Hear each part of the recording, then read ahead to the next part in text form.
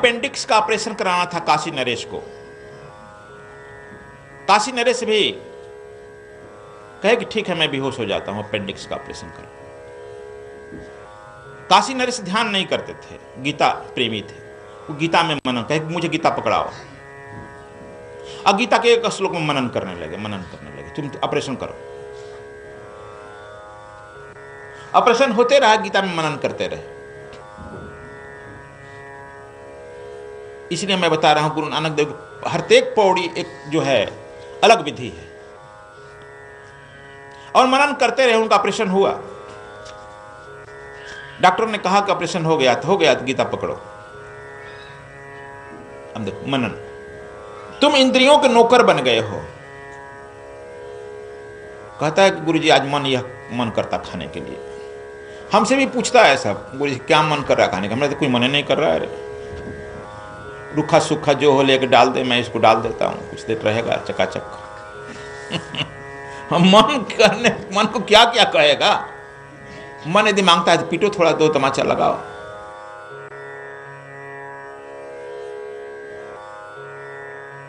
श्री गुरु ग्रंथ साहिब जी में गुरु नानक देव जी की जपजी साहिब की 16वीं पौड़ी।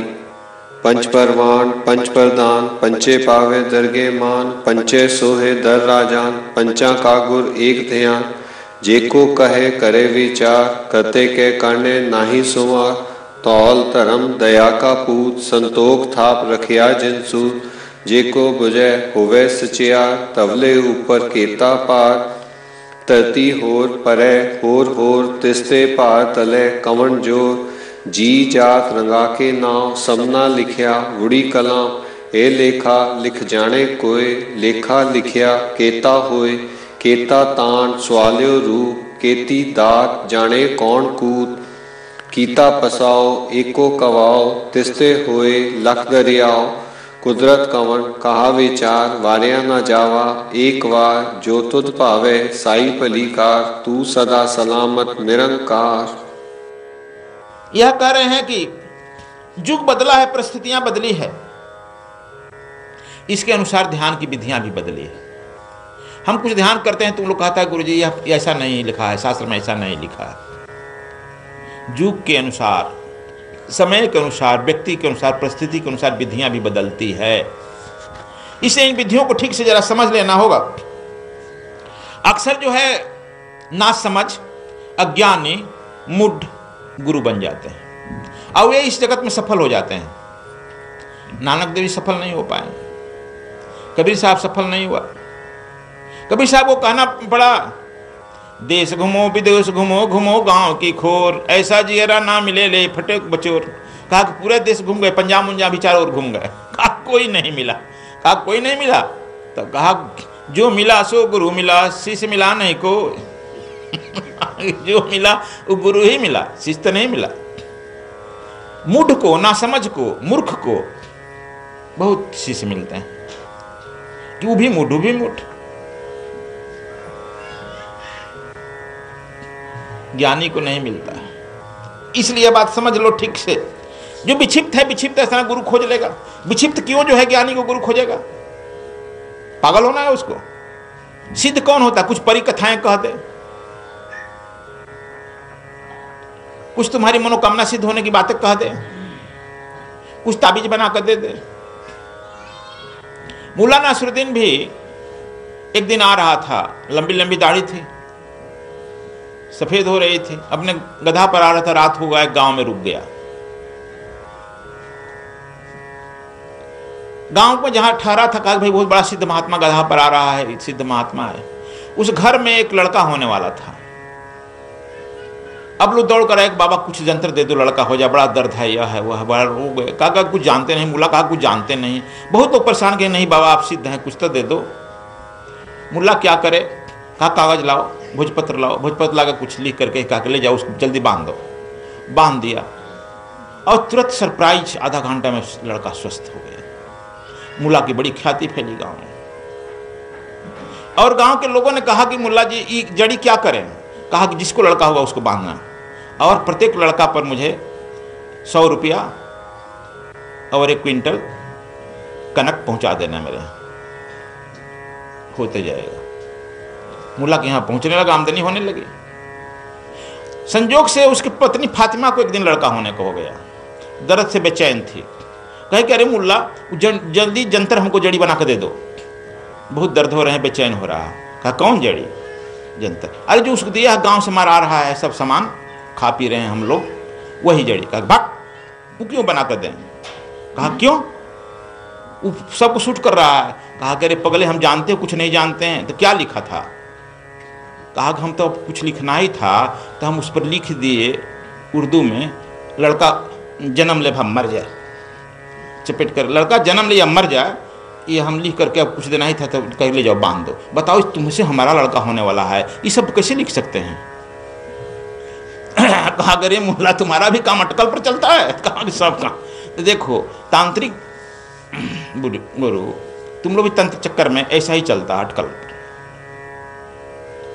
और वे बाबा सिद्ध मालूम होते हैं, तो कहीं नानक देव को कैसे सिद्ध मानेगा? हमसे भी कहे गुरु जी कुछ करते नहीं हैं, आपसे नहीं चक्कर, तब तो मुल्ला बनना पड़ेगा ना। जो कोई कहे विचार कर कहे, क्योंकि उससे गंभीर कोई बात नहीं है। नानक देव कहते हैं कि विचार कर कहो। यदि तुम उस परमात्मा को नहीं जानते हो तो मत कहो। लेकिन अभी देखो जहां जगह शास्त्र, देखो कह मैं जानता हूं, अभी लोग कुछ और झूठे होते चले जा रहे हैं। बुद्ध के समय में जहां जिस गुरु के यहाँ बुद्ध जाते थे, बुद्ध जो कहते थे वो उतना कर लेते थे। गुरु कह देता था भैया इसके आगे मैं नहीं जानता हूं, अब तुम दूसरा गुरु खोजो, तुम बहुत आगे की बात कर रहा है। दूसरा गुरु कहीं जाते थे, वो जहां कहते थे कि 6 महीने ये करो, तो वो 6 साल कर लेते थे। कहे भैया अब इसके आगे मैं नहीं जानता। सच गुरु थे।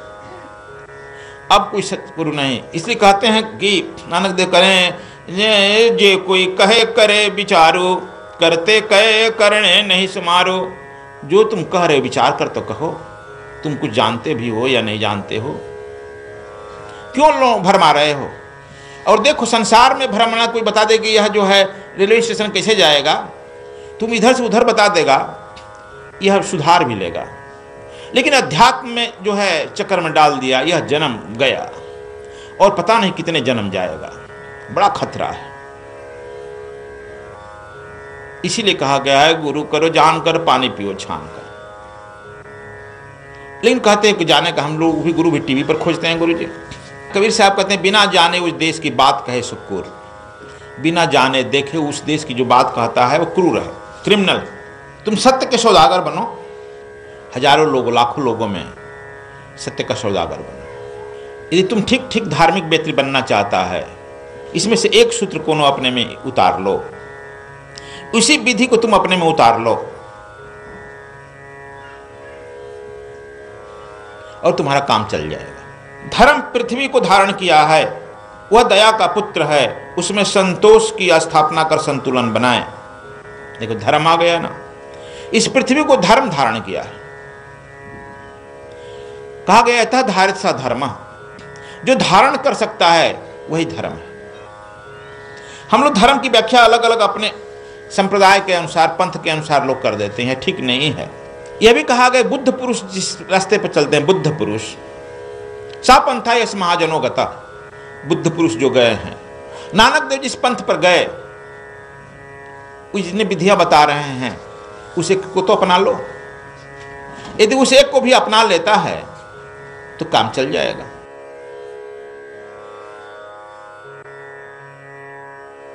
धर्म किया हम लोग भी एक परिभाषा दिए हैं, आत्मा के जानने के लिए जो कुछ किया जाए वह धर्म है। परिभाषा हमने भी दिया है धर्म को, आत्मा को जानने के लिए जो कुछ तुम कर रहे हो वही धर्म। अब तुम समझ लो कितना तुम धार्मिक हो नहीं हो। गुरु नानक देव कहते हैं कि धर्म पृथ्वी को धारण किया है और धर्म ही जीवन का अस्तित्व है, धर्म ही बुनियाद है, से सभी चीजें दीवार हैं। सभी चीज दीवार है, दीवार आज है कल गिर जाएगी। धर्म धारण किया है मतलब ये पूरे नींव को धारण किया है। तुम्हारा जीवन का भी नींव धर्म ही है। और स्वभाव कृष्ण भगवान कहे हैं अपने स्वभाव में स्थित हो जाओ, स्वधर्मो निधनम से परधर्म भयावह। अपने स्वभाव में स्थित हो जाना। स्वभाव आत्मा का जो स्वभाव है वही बात हुई। गुलाब का जो स्वभाव है गुलाब का होगा, कमल का स्वभाव कमल का होगा। कमल को तुम जो है पत्थर पर लगाएगा तो नहीं होगा, पानी में जाइए। गुलाब को पानी में लगाएगा तो नहीं होगा। इसलिए अपने स्वभाव के अनुसार धर्म का आचरण करना चाहिए। हम लोग अपने स्वभाव से च्युत हो जाते हैं। रामकृष्ण, बुद्ध, महावीर, कबीर, नानक, जितने लोग देखते हो अपने स्वभाव में स्थित हो गए, मैं धर्म में स्थित हो गए। और चैतन्यता ही, सच पूछो, तुम्हारी चैतन्यता ही तुम्हारा स्वभाव है। लेकिन अपने चैतन्यता से अलग हो गया है। आगे कहते हैं कि धोलू धर्म दैया न पूतु संतोष था रखिया न तीसु। जो धर्म को धारण कर रहा है वह स्वभाव है, उसका आधार है संतोष। अंदर से संतोष होना चाहिए। अक्सर गुरुजी लोग कहते हैं कि संतोष करो बच्चा, संतोष करो, लेकिन अपने लिए गुरुजी कहते हैं कि हमको यह दे दो वह दे दो। अपने संतोष नहीं करते हैं और शिष्यों को संतोष की लेसन देते हैं, है ना। कहते हैं ना हम भी तुम लोगों को तुम संतोष करो, हम कहते हैं हमको यह दे दो। यह संतोष तुम्हारा, मतलब गुरु नानक देव कहते हैं संतोष तुम्हारा आंतरिक स्वभाव होना चाहिए और बाहरी सौझा दया होना चाहिए। अंतर में जो परमात्मा दे दिया उस पर संतोष कर रहे हैं, परमात्मा को धन्यवाद दे दिए। हम लोगों का अंतर का स्वभाव जो है संतोष होना चाहिए, बाहर का जो स्वभाव होना चाहिए दया करुणा होना चाहिए। इसको इस बित को इस तरह से सोचो, तब हम जब यह हो जाएगा तब कबीर साहब की बात आई, गोधन गज धन वारि धन सब धन और रतन धन खान, जब आवे संतोष धन सब धन धूर समान। जब संतोष तुम्हारे अंदर आ जाएगा, हम लोग को अंदर से संतोष रखना चाहिए, बाहर से दया करुणा। बाहर से यदि दया करुणा अंदर है, अंदर संतोष है, हम भूखे हैं भोजन मिल रहा है, लेकिन देख रहे हैं कि हमसे भी कोई भूखा आ गया है तो उसको हम देकर खिला देंगे, लो भैया खा लो, हम तो एक ही दिन के भूखा है तुम 3 दिन के। यह दया होगा, करुणा होगा तब करेगा, नहीं तो वो भी खा लेगा, उसका खाना और भी छीन लेगा। धर्म गुरु अक्सर संतोष का शिक्षा देते हैं लेकिन अपने लिए नहीं। कबीर साहब कहते हैं दया की टोपी तन धर्मशाला। दया की टोपी, दया बाहर दिखाई पड़ती है ना, नानक देव की बात को देखो, ये भी कह रहे हैं दया की टोपी, टोपी बाहर दिखाई पड़ता है, इसलिए बाहर दया रखो, करुणा रखो। दया की टोपी तन धर्मशाला, तन जो है धर्मशाला है, धर्म रखो, ध्यान रखो, तब काम चलेगा। हम उल्टा कर लिए हैं, किसी को कहते हैं कि वह गरीब है तो हम उसको भोजन दे, वो अपने कर्मों से गरीब हुआ है, हम धनी अपने कर्मों से हैं, मैं क्यों दूंगा। जब गुरु तुमसे कभी कहता है कि तुम यहाँ के लिए बच्चा कुछ यहाँ दे दो, ठीक ठीक है गुरु है, समझ लो कि तुमको निःशंक होकर वहाँ दे देना चाहिए। यदि नहीं दिया तो कहीं ना कहीं प्रकृति छीन लेगी गहरा होकर। हम कई आदमी से आजमाए, हम तो कहते नहीं हैं लेकिन तू खर देखे हैं, कभी कभी हमारे मुंह से निकल जाता है किसी को, भैया तुम इसको दे दो।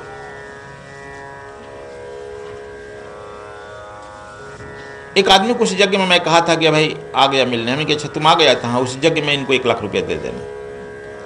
उसका 8-10 लाख रुपया महीना था, तो कहे कि 1 लाख दे देना। ठीक है गुरु, 1 लाख नहीं तब हम 12 लाख सोचते हैं देने के लिए। कहा कि ठीक है तुम्हारी मर्जी, लेकिन नहीं दे देना। दिया नहीं, हम भूल भी गए। जब खत्म हुआ है तो फिर मिला, हमने क्या हो गया भैया। कहा गुरु जी अभी एक बात है, हमने हाँ 10 दिन 15 दिन पहले नौकरी छूट गई, मैं सस्पेंड हो गया और जो पैसा कमा कर रखे थे वो अब केस में लग रहा है। हमने तुमको कहे थे कुछ, वो टैक्स क्यों नहीं दे दिया। हमारे यहाँ ऊपर से खबर आती है, हम कहते हैं कि दे दो, वो टैक्स नहीं देगा तो फिर हो जाएगा, तो फिर हमारे पास बचाव का रास्ता नहीं है। बच्चा मैं नहीं कहता हूँ, कोई ऊपर से आता है कहता है कह दो इसको बचाना चाहते हैं बच्चे, नेक कर्म में सच्चा सौदा कर लो, नहीं तो क्या होगा बोलो। तो इसलिए यह कहते हैं कि समाज सुधारक और सद्विप्र में, इसलिए ठीक से समझना चाहिए तुम लोग। समाज सुधारक, उसके समाज करने के लिए कुछ मिलता है, लेता है, पद पैसा प्रतिष्ठा, सदविप्र कुछ मिलता नहीं है और गुरु जी का डांट मिलता है, जाएगा बड़ा जल्दी है, रुक। कितना पैसा लेकर आया, क्या कर रहा है, यह गुरु जी नहीं पूछते हैं कि तू खाया है कि नहीं खाया। तू भी कहता है गुरु जी बड़ा गड़बड़ है। कहता है ना, सद्विप्र समाज सुधारक मंत्र यही है, यह सम्यक सद्विप्र है जो अपने प्रति संतोष रखता है और दूसरे के प्रति दया रखता है। सद्विप्र का ठीक ठीक परिभाषा नानक देव जी कह रहे हैं, समझ लो। अपने प्रति संतोष, जिथा लाभ उथा संतोष, दूसरे के प्रति दया रखो। कहते हैं कि जो कोई समझ लेता है वही सच्चा होता है, वही जानता है धर्म पर कितना भार है।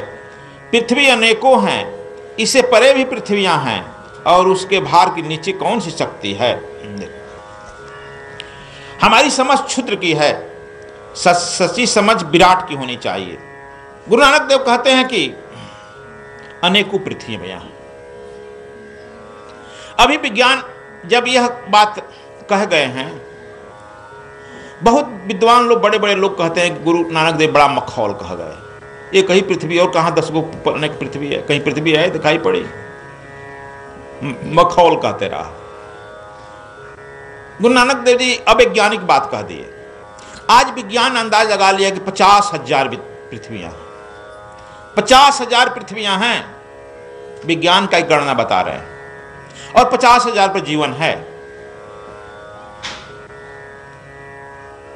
गुरु नानक देव किसी जहाज पर नहीं बैठे, न देखे गए, यहीं से देख लिए कि अनेकों पृथ्वियां, और उस सब पृथ्वियों का भार पड़ता है न कहीं। जरा सोचो कैसे उसका भार कोई ग्रहण कर रहा है। लेकिन अभी 50,000 ही विद्यार्थी कहा है, ये कहा पृथ्वी कहा, ये अनेकों पृथ्वी कह रहे हैं। इसलिए कहते हैं कि क्षुद्र वे हैं जिनके अंदर से असंतोष रहता है और बाहर से निष्ठुर है। क्षुद्र आदमी जो है हरदम अपने स्वार्थ पूर्ति के लिए ललायित रहता है, दूसरे की बात नहीं सोचता है। अब समझ गए क्षुद्र का मतलब? तुम लोग कहते हो फलाना क्षुद्र है, अब सोचो तुम जरा अपने भी क्षुद्र है कि नहीं है। अंदर से असंतोष हाहाकार कर रहा कि यह भी मेरे हो जाए, यह भी हो जाए, यह भी हो जाए। कोई पैदल चलता है, साइकिल के लिए कल्पना कर रहा है, तुम गाड़ी पर चल रहा है, और तू चाहता कि यह भी हो जाए। क्या क्षुद्र नहीं हुआ? सोचो जरा। तो कहेगा कि गुरु जी अब जाकर हम पाठ नहीं करेंगे इसका। सद्गुरु स्वामी कृष्णायन जी महाराज का आगामी दिल्ली कार्यक्रम दिनांक 21 से 27 मार्च 2015 तक सद्गुरु धाम आश्रम दिल्ली में नवरात्र पर्व मनाया जाएगा। दिनांक 22 मार्च से 27 मार्च 2015 तक स्वर योग साधना शिविर आयोजित किया जा रहा है।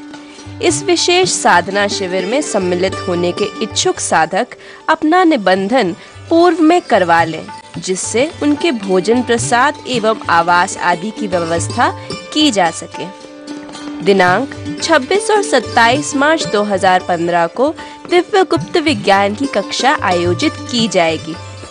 दिनांक 27 मार्च 2015 को ब्रह्म दीक्षा और पूर्णाहुति का कार्यक्रम संपन्न होगा। ब्रह्म दीक्षा, स्वर साधना एवं दिव्य गुप्त विज्ञान के लिए निबंधन पूर्व में ही अनिवार्य है। निबंधन की अंतिम तिथि 15 मार्च 2015। स्वामी जी के साहित्य व प्रवचनों की डीवीडी हेतु संपर्क करें परमाचार्य आशा उपाध्याय 09868886830। विशेष जानकारी हेतु संपर्क करें वरिष्ठ आचार्य जेपी सिंह 09872999766।